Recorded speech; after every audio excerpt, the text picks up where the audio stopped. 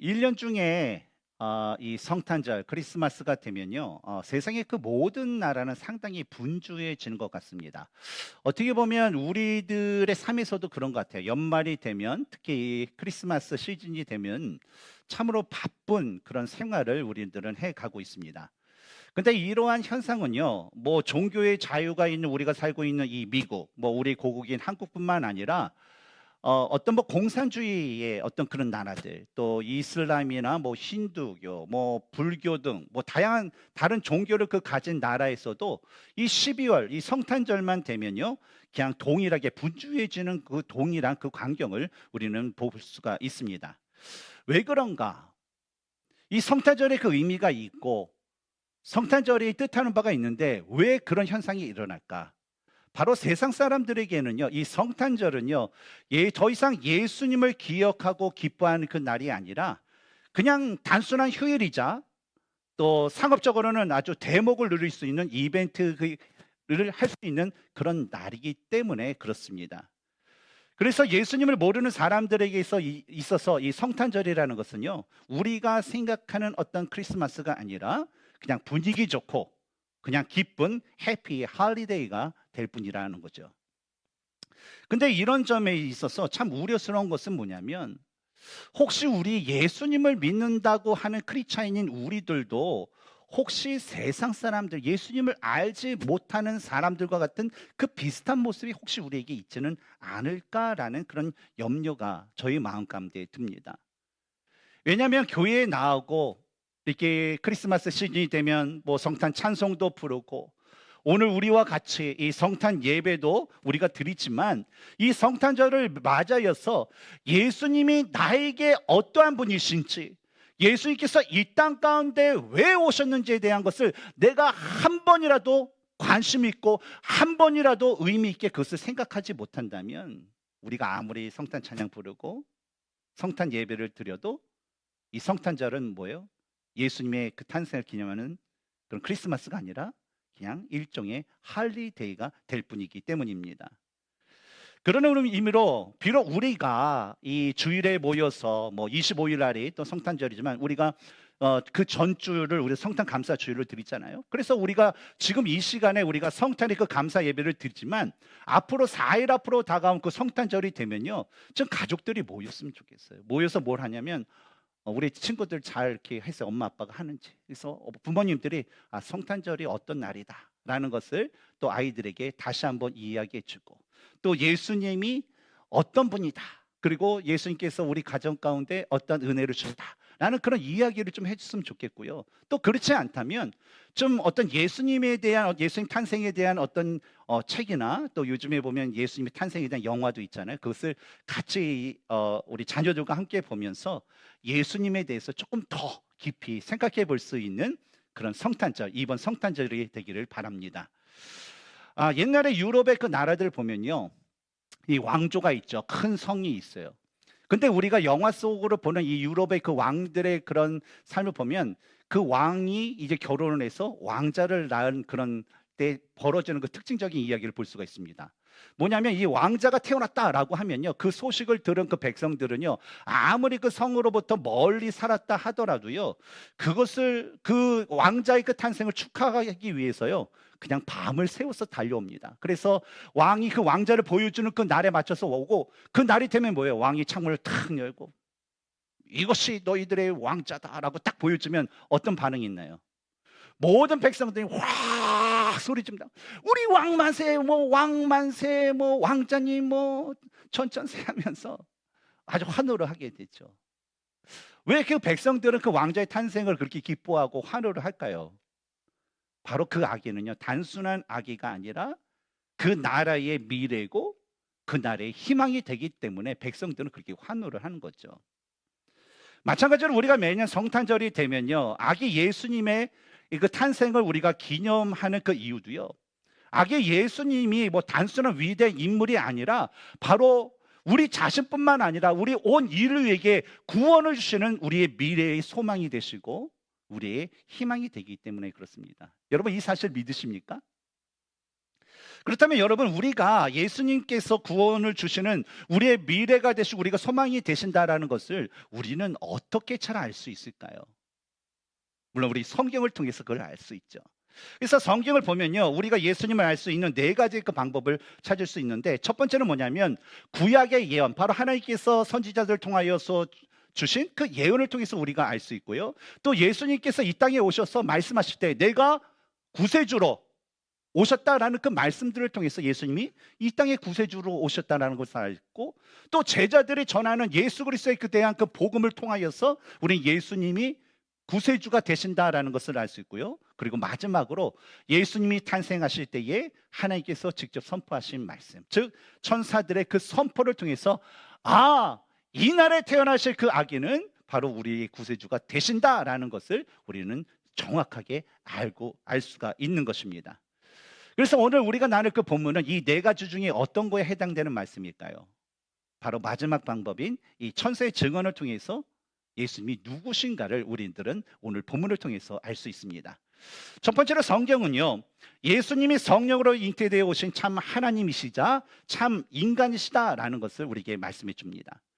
오늘 그 본문, 우리가 함께 읽은 그 본문의 내용을 보면 예수님의 탄생에 대한 아주 분명한 그런 말씀을 우리에게 보여주고 있는 것을 볼 수 있어요. 바로 마리아는 남자를 알지 못한 상태에서 임신을 하게 되었고, 또 그 아이는 성령님에 의해서 잉태된 생명이었다라는 사실입니다. 근데 저는 이것을 생각하면서 오늘날에도 처녀, 남자를 알지 못하는 그 처녀, 뭐 처녀가 임신을 했다, 그런 것도 난리 나는 일이에요. 뭐 아무리 세상이 뭐 혼잡하고 어떤 성적인 것에 문란하더라도 그런 것도 일상적으로는 그런 아주 당황스러운 일일 거예요. 그런데 당시에 2000년 전에 당시의 그 마리아와 요셉에게는 이거는 너무나도 충격적인 일이었을 것입니다.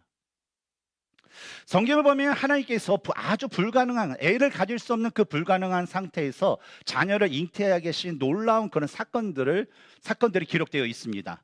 몇 가지 예를 들어보면, 첫 번째 여러분 생각나는 게 누가 있나요? 아브라함, 그렇죠.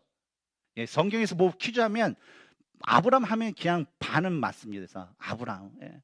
아브라함 같은 경우는 뭐예요? 아내가 이 생리가 다 끊어지고 이 육체적으로 날 수 없는데 하나님의 은혜로 90세 아들을 낳게 하셨어요. 이삭을 낳게 하셨죠. 또한 누가 있을까요? 마노아의 아내는요, 이 삼손이라는 그 아들을 얻게 되었죠. 그리고 엘가나의 아내 한나, 참 자녀가 없어서 얼마나 구복받았습니까? 그리고 사갈의 아내인 엘리사벳은 너무 늙어서 아기를 낳을 수 없는데 하나님께서 침례 요한을 낳게 하심으로 인해서 하나님께서는요, 진짜 불가능한 상황 가운데서 아기를 갖게 하심으로 하나님은 자신이 능치 못할 일이 없으신 바로 능력의 하나님이시다라는 것을 바로 그런 사건들을 통해서 보여주셨다라는 거예요. 그런데 오늘 그 본문을 보면 예수님의 그 탄생은요, 우리가 익히 알았던 이전에 불가능 상황 가운데서 자녀를 주셨던 하나님의 놀라운 그런 사건과 좀 완전히 다른 것을 볼 수가 있어요. 이전에 있었던 사람들, 우리가 예시로 4명의 사람들을 얘기했지만 이 4명의 사람들이 갖고 있는 공통점이 무엇입니까? 첫 번째, 남편이 있었어요. 그리고 뭐요? 그래서 남자를 알았어요. 근데 이 여인들이 아기를 낳지 못한 것은 뭐냐면 단지 나이가 많아서 아이를 가질 수 없는 그런 형편이었거나 또한 임신을 할 수 없는 그런 상황을 갖고 있었던 여인이었다라는 겁니다. 근데 오늘 본문에 우리가 보는 이 마리아의 경우는 어떻습니까? 남자를 알지 못한 이 동정녀였다라는 겁니다. 그래서 인간으로서 자녀를 낳을 수 있는 그 가능성이 그 당시의 마리아에게 있어서는요, 하나도 없었어요. 전혀 없었다라는 거예요. 근데 여러분, 이 이야기 우리가 너무나도 많이 들었잖아요. 그렇죠? You guys know this story, right? It's a baby is born. 예? Baby Jesus born story. 근데 여러분, 이 이야기를 많이 지금까지 신앙생활을 할 때서부터 아니면 신앙생활 하기 전에도 뭐 친구가 오늘 우리 크리스마스 있으니까 우리 예배 와, 오늘 파티하고 오늘 뭐 온라이트 하고 뭐 그러니까 와서 이렇게 하면서 그 초대를 받아서 딱 가면 얘기 나오는 게 뭐예요? 예수님께서 탄생하셨다라는 이 이야기를 우리는 진짜 수없이 들어왔을 거예요. 근데 여러분, 지금까지 그 얘기를 수없이 들었을 때 한번 이런 질문 한번 가져본 적 없으신가요? 왜 하나님께서는 성경이 나오는 다른 사람들에게 행했던 방법이 아니라 이 동정녀를 통해서 성령으로 예수님이 태어나게 하셨을까라는 거예요. 근데 그 이유는요, 명확해요. 왜냐하면 만약에 예수님이 요셉과 마리아 그 둘 사이에서 태어났다면 예수님은 어떤 존재가 될까요?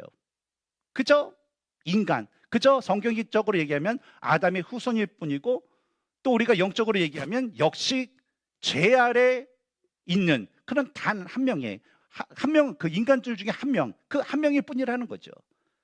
물론 죄인이요, 다른 그 죄인을 위해서 자신의 목숨을 내놓고 죽을 수는 있을 거예요. 그러나 죄인은요, 다른 사람의 그 죄인을요 구원할 수 없어요. 그래서 우리의 그 구원자는 어떤 분이어야 되냐? 바로 죄가 없는 분이어야 했기 때문에 예수님은요, 어떤 모습으로? 완전한 하나님으로, 죄가 없으신 그 존재로 이 세상 가운데 오셔야만 했다라는 거예요. 그리고 반대로 예수님이 인간의 몸이 아니라 하나님 자체로 우리들 가운데 쫙 이렇게 환란한 어떤 그런 빛으로 쫙 오셨다면 어떻을까요? 하나님이 이 세상에 오실 수 있지만 하나님은요, 사람을 대신해 십자가에 피 흘려 죽으실 수 없다라는 거예요. 근데 우리가 죄를 용서하기 위해서는요, 구약에서 뭐예요? 우리가 죄의 대가를 항상 치렀어요. 그 죄의 대가는 뭐예요? 피예요. 그래서 사람의 어떤 죄를 우리가 죄를 용서받기 위해서는요, 바로 사람이 대신해서 죽어야 되기 때문에 바로 예수님은요, 이 땅 가운데 바로 완전한 인간으로 모습으로 오셔야만 했다는 거예요. 이로 인해서 하나님은요, 그렇다면 어떻게 이 세상에 하나님께서 어떤 동물의 피로 단 한순간에 그 어떤 인간의 그 죄를 용서받는 그 기회를 주셨지만, 진짜 그럼에도 불구하고 여전히 죄를 짓고 여전히 멸망 가운데 가는 그 사람들을 영원히 구원하기 위해서 어떻게 할까라는 그 생각 속에 하나님께서 가장 완전한 그 길을 택하셨는데, 바로 예수님을 성령으로 잉태하게 하심으로 참 하나님이 되게 하셨고, 동시에 동정녀 마리아에게 태어나게 하심으로 참 인간이 되게 하셨던 겁니다. 그래서 예수님께서 이 땅에 계셨을 때에 우리와 같이 먹을 것이 없으면 뭐예요? 배가 고팠어요. 그리고 피곤하셔서 하루 종일 쉬지도 못하셨으면 피곤하셔서 잠을 주무셔야 됐어요. 그리고 사랑하는 그런 나사로와 같은 그런 사람들이 죽어서 무덤에 묻히게 되면요, 그걸 보고 너무나도 슬퍼하셨어요. 그런 동일한 인간적인 모습이 예수님께도 있었다는 거죠. 근데 그 인간적인 그런 예수님의 모습뿐만 아니라 동시에 어떤 모습이 있었냐면, 하나님으로서 할 수 있는 바로 무리를 거르시고 죽은 자를 살리시고 죽음의 권세를 물리치고 죽음에서 부활하심으로 인하여서 예수님께서는요, 우리를 구원하시는 유일한 단 한 분뿐인 그 구세주가 되신 것입니다. 그러므로 이런 놀라운 은혜가 이런 날이 언제라고요? 뭐 정확하게 뭐 그날 태어났다라고 얘기는 하진 않지만 우리가 그날을 기념하잖아요. 25일 4일 후에 있을 바로 그 성탄절이 그런 날이라는 거예요. 근데 이렇게 은혜와 큰 역사가 일어난 이 날을 바로 세상 사람들처럼 우리가 단순히 그냥 즐기고 단순히 기뻐하는 그 날로 지내야 될까요? 저는 그렇지 않기를 바랍니다.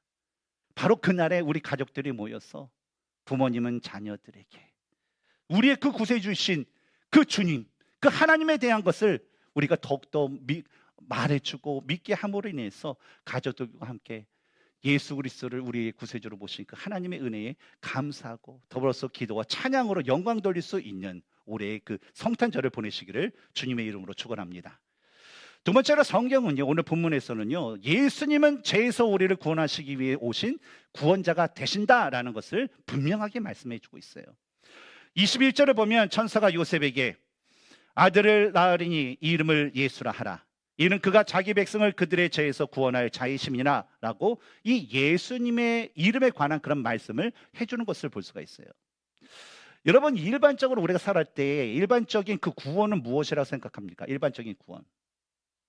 제가 예를 들어서 한번 질문을 해드릴게요. 물에 빠져서 죽으려고 하는 사람을 어떻게 구원할 수 있을까요? 1번 더 머리를 집어넣는다. 아니면 2번 그 사람을 물에서 끌어낸다. 뭘까요? 정답은 2번이죠. 물에서 빠져서 죽을 사람은요, 물에서 건져내야 돼요. 우린 텍사스는 좀 아쉽지만 그럴 일이 없겠지만 이 알칸사에 가면 이 산이 있잖아요. 그 산에 들어가서 길을 잃은 사람을 구원하기 위해서는 어떻게 할까요? 그 길에서 구조해 내야지만 되는 거예요. 이것이 바로 일반적인 구원이라는 것이죠. 그렇다면 여러분, 성경에서는 구원에 대해서 어떻게 말을 하고 있을까요? 바로 우리가 조금 전에 읽었던 21절의 그 말씀과 같이 예수님께서 우리의 죄에서 우리를 구원하시는 것, 이것이 바로 구원이다라는 거예요. 어떤 거예요? 죄에서 우리를 구원해 주시는 것, 끌어내 주시는 것, 죄로부터 자유케 하시는 것, 이것이 바로 성경이 말하는 구원이라는 거예요. 근데 여러분, 이런 구원의 역사가 기록된 이 마태복음 1장에 나오는 예수님의 그 족보를 보면요, 좀 놀랍기도 하면서 반면에 부끄러운 이야기들이 그대로 드러난 것을 볼 수가 있어요. 왜 그런지 한번 족보를 한번 찾아보세요. 마태복음 1장. 예. 근데 그 1장을 보면요, 그 족보의 가운데 누가 나오냐면 시아버지 유다와 며느리 다말 간의 근친 상간들, 그 사건들로 인하여서 태어난 그 아이가 그 족보에 들어가 있어요. 이방 여인이자 기생이었던 라합의 이름이 그 족보 가운데 있어요. 이방 여인 롯이 그 족보 가운데 있고, 그리고 다윗의 간음과 살인 등등의 그 이야기로 인하여서 생겼던 그 존재가 바로 그 족보 가운데 포함되어 있다라는 거예요. 그러니까 이것은 뭐예요? 좀 놀라운 어떤 예수님의 족보기 때문에 놀랐는데, 그 구성원들에 대한 내용을 보면 이 사람이 왜 여기 있는 거야? 라고 하면서 너무 수치스럽지 않아? 만약 우리의 그 족보 가운데 이런 사람이 있으면 어때요? 아마 족보에서 파였을 거예요, 벌써. 그렇죠? 근데 그 부끄러운 것이 그대로 있다는 거죠. 근데 이것을 통해서 우리가 알 수 있는 것은 뭐냐면, 바로 이 족보를 통해서 우리에게 말씀해 주는 건 뭐냐면, 인간의 역사 자체가 죄의 역사라는 거예요. 근데 저는요, 그래도 이 만왕의 왕으로 오셨고 우리 구세주로 오셨는데, 그 오신 그 예수님의 그 족보인데, 좀 이 부끄러운 그런 역사는 좀 와일라인으로 좀 쫙 지우거나 좀 이렇게 구태여 쓰지 않으면 좀 안 됐을까라는 그런 생각을 해봤어요. 그렇지 않습니까? 우리도 보면 기록할 때 부끄러운 거는 뭐예요? 안 쓸 때가 있잖아요. 아무리 일기를 써도, 그렇잖아. 일기 써보신 분 있잖아요. 뭐 부끄러운 얘기 다 쓰신 분 있지만 웬만하면 이거는 뭐 그래도 내 인생에서 지워버리고 싶은 순간이야, 그러면서 이렇게 안 쓰는 경우도 있는데, 근데 왜 성경에는 그 이야기를 다 기록했을까라는 거예요. 근데요, 성경은 그 모든 것을 예수님 족보에 기록한 분명한 그 메시지가 있었다라는 거예요. 바로 로마서 3장 23절에 모든 사람이 죄를 범하였음에 하나님의 영광이 이르지 못하더니 라는 그 말씀처럼, 누구든지 죄의 문제를 해결받지 않으면 결코 구원을 받을 수 없다는 거예요. 아무리 예수님의 그 족보에 자신의 이름이 들어갈지라도 죄의 문제를 해결하지 못하면 구원을 받지 못한다라는 그런 메시지가 바로 이 족보에 담겨져 있다는 겁니다. 근데 이 족보에는 더 놀라운 은혜의 역사도 함께 일어났다라는 것을 기록하고 있어요. 바로 예수님께서 그 족보만 보면 어때요? 더럽고 상처투성이 족보인데, 그곳에 누구의 이름이 있어요? 바로 예수 그리스도의 이름이 적혀 있다는 거예요. 그래서 뭐예요? 제 역사의, 인간의 역사 가운데 누가 들어오셨다는 거예요? 예수님께서 들어오셨다는 거예요. 죄 없으신 분이 그 죄를 짊어지기 위해서, 우리를 구원하시기 위해서 이 땅에 오셨다라는 것이죠. 마치 사막에서 길을 잃었을 때 스스로 어때요? 그 길을 찾지 못해요. 그럼 그 사람을 구원하기 위해서는요, 구조대가 직접 그 사막으로 뛰어들어서 그를 구출해 내야 되는 것처럼, 죄의 사막에서 헤매고 죽어가는 그 영혼들을 구원하기 위해서 예수님께서 직접 이 죄의 사막인 바로 이 세상 한가운데 들어오셨다는 거예요. 그러니까 이것을 생각할 때 너무 어떻습니까? 너무 놀라운 은혜 아닙니까? 엄청난 일 아니겠습니까? 그래서 여러분, 이 성탄절은요, 단순히 기쁜 날이 아니라 우리를 구원하신 구세주가 오심을 기념하는 그 날이기 때문에요, 우리가 평생을 살면서 평생 우리가 매년마다 우리 성탄절을 맞이할 때마다 우리는 그 은혜에 감사해야 되고요, 그 은혜에 합당한 삶을 살기 위해서요, 바로 주님께서 이 세상 가운데 남겨주신 이 교회, 그리스도의 몸된 교회를 통해서 예배와 말씀과 기도와 어떤 그 봉사와 복음 전파의 사역에 바로 하나님께서 주신 우리의 은사를 따라서 섬기며 살아가야 되는 것입니다. 오늘 우리가 함께 나눈 그 본문은요, 본문에서 23절에서는요, 예수님에 대한 그 소개를 다음과 같은 말로 마무리하는 것을 볼 수가 있습니다. 우리 같이 한번 읽어볼까요? 시작. 보라, 처녀가 잉태하여 아들을 낳을 것이요 그의 이름은 임마누엘이라 하리라 하셨으니 이를 번역한즉 하나님이 우리와 함께 계시다 함이라. 뭡니까? 바로 죄로 인하여서 하나님과 끊어졌던, 멀어졌던 그 인간에게 하나님은 더 이상 멀리 계신 분이 아니라는 거예요. 그 하나님이신 그 예수님은 어때요? 우리를 구원하시기 이 땅에 오셨고 더불어 우리와 함께 하시기 위해서 이 땅에 오셨다라는 거예요. 여러분 믿으십니까? 그렇다면 여러분, 이러한 그 은혜와 은혜의 사실 앞에 우리는요, 한 가지 질문을 우리 스스로에게 던질 필요가 있습니다. 저를 한번 따라서 말해보시기 바랍니다. 예수님이 지금 나와 함께 계시는가? 같이 한번 해보세요. 그 질문을 같이 읽겠습니다. 시작. 예수님이 지금 나와 함께 계시는가? 여러분, 이 질문에 여러분 아멘으로 화답하시기 바랍니다. 아무리 성탄의 사건이 위대할지라도, 온 인류를 구원하신 놀라운 은혜의 역사가 있다 하더라도 우리가 개인적으로 예수님을 구세주와 주님으로 내가 영접하지 않는다면요, 여전히 예수님은 내 자신과 상관없는 분이에요. 나를 구원하시기 위해서 나를 찾아오셨는데 여전히 내가 그분을 영접하지 않음으로 인해서 그분은 내 몸 밖에서 거하시는 그런 존재일 뿐이라는 거죠. 우리가 예수님을 믿는다고 하지만 예수님을 우리의 삶 가운데 잃어버린다면 성탄절은 어때요? 예수님 우리가 다시 한번 영접하고 모시는 것이 아니라 그저 세상 사람들처럼 해피 할리데이로 지내는 그저 한 휴일일 뿐이다라는 겁니다. 사랑하는 성도 여러분, 이 성탄절은요, 단순히 기념하는 날이 아니라 그분을 영접하는 날이에요.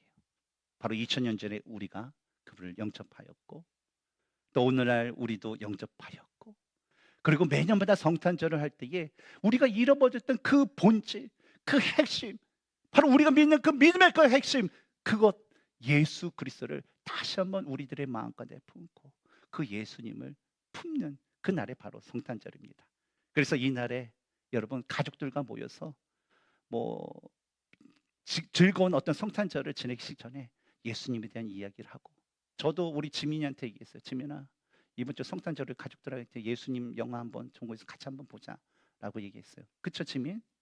예. 그러면서 그 예수님에 대한 것을 마음에 새기면서 가족들과 함께 이런 고백을 했으면 좋겠어요. 예수님은 진짜 저희 인생의 주인이 되세요. 예수님은 저의 구세주가 되세요. 예수님은 저와 함께 계시는 임마누엘 하나님이심을 믿습니다 라는 그 고백을 우리 스스로뿐만 아니라 우리 가족들과 함께 또 고백하면서 하나님께 영광 돌렸으면 좋겠습니다.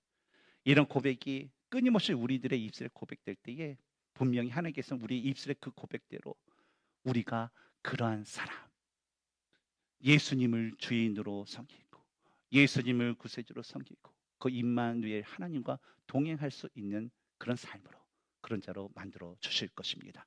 이런 은혜가 저와 여러분 가운데 있기를 주님의 이름으로 축원합니다. 함께 기도하겠습니다.